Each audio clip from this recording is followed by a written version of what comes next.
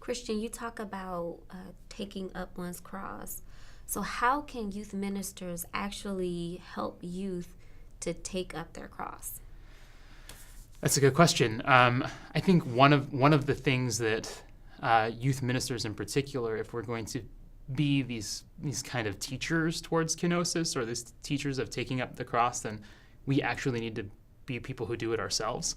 That we can't really show people the way to Golgotha if we're not willing to walk that path ourselves, right?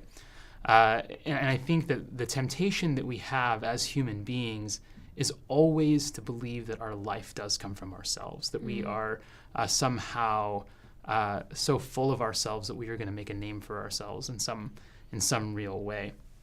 And so I think the question for us becomes are there certain practices or certain ways that we can become the kind of people who willingly and reflexively learn to take up the cross throughout the day, so that we can also show young people what it looks like to take up the cross, then invite them to participate in that kind of manner of self-emptying love or a self-emptying life as well.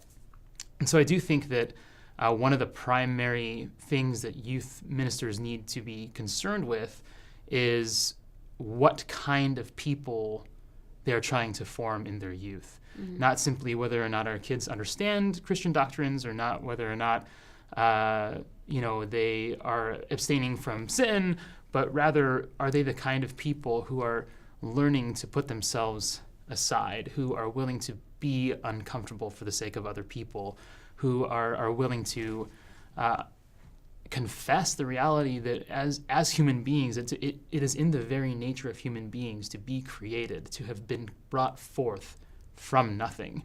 So in and of ourselves, we are nothing.